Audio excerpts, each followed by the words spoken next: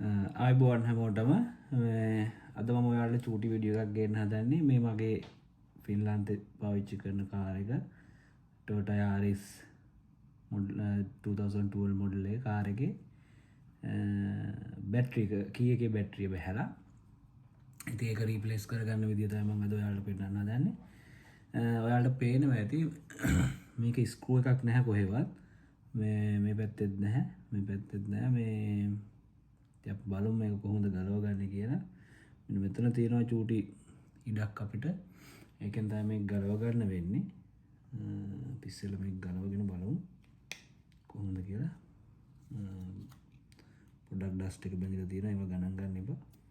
මේ මම මාත් පළවෙනි වතාවට මේ කී එක මෙහෙම ගැලෙව්වේ. ඉතින් මේක ඇතුළෙත් ස්ක්‍රූ මොකුත් නැහැ.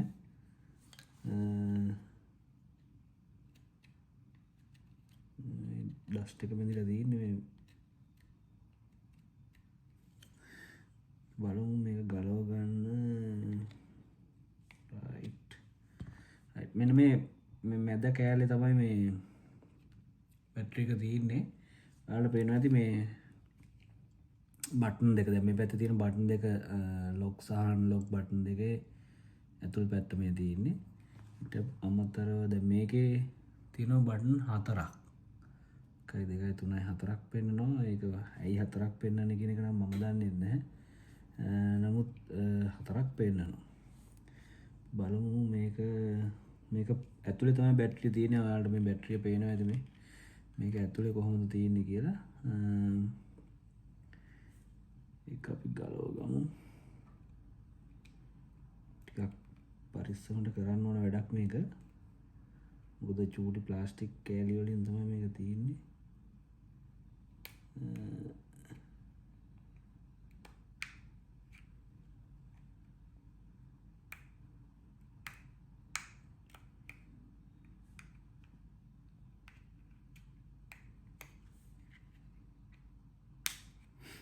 රයිට් මෙම ගලව ගත්තා. ඇත්තටම මට මේක අද බැටරිය ගන්න මම ගියා මොටෝනෙට් එකට මෙහෙ තියෙන්නේ මම මොටෝනෙට් එකෙන් ගන්න බැටරිය. මොටෝනෙට් එකෙන් බැටරිය ගන්න ගියාම මම ඇත්තටම කී එක ගලවලා අරන් ගියේ නෑ බැටරි මොඩල් එක මොකක්ද කියලා බලන්න. ගිහිල්ලා එතන ඉන්න මේ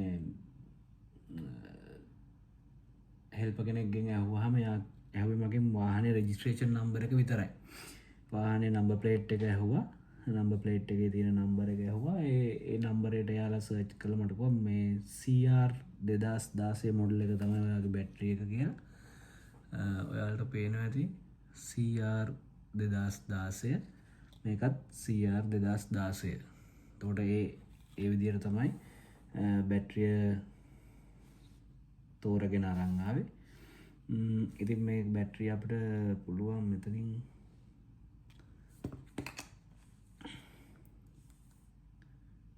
ගලවලා එළියට ගන්න ඕන. රයිට් මේක තමයි ගෙනා බැටරිය. ඉතින් මේ බැටරිය කලින් කඩලා තිබුණේ මොඩල් එක හරියද බලන්න. ඒ බැටරිය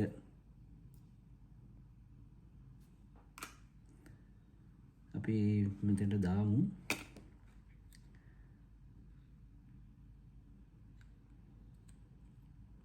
මේ CR 2016 කියන අංකය මේ අතුල් පැත්තට මේ ක්ලිප් දෙක අතරට එන විදිහට තමයි මේක දාන්න ඕන. දාලා මේ කවර් එක මේකට දා ගන්නවා.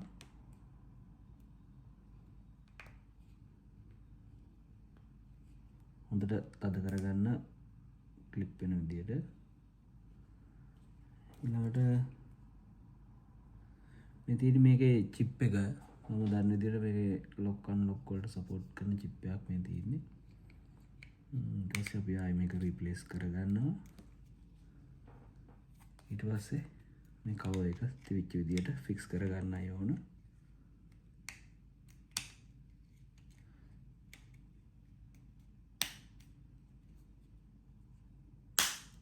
රයිට් ඊට පස්සේ අපිට බලන්න පුළුවන් මේක බටන් ප්‍රෙස් කරනකොට මේ ලයිට් එකක් පත් වෙනවා ඔයාලට පේනවා ඇති මෙන්න මෙතන මේක කලින් පත් වුණේ නැහැ මගේ බැටරි බහපු නිසා මේක දැන් කාපාක් කරලා ගිහි වෙලාවක චෙක් කරනවා වැඩේ හරිද කියලා 100%ක්ම ඉතින් ඔන්න විදිහට තමයි මම අද බැටරිය රීප්ලේස් කරගත්තේ data check කරන්න තියෙන ක්‍රමය තමයි මේ බල්බ් එක පත් වෙන එක ඉතින් මම හිතනවා ඔයාලටත් උදව්වක් වේවි මේක ඔයාලගේ කාර් එකේ කී එකේ බැටරියත් මාරු කරගන්න වෙලාවක ඉතින් ඔන්න ඕක තමයි අද ඔයාලට මට පෙන්නන්න ඕනේ අපි ආයි වීඩියෝ එකකින් හම්බෙමු හැමෝටම ජය වේවා thank you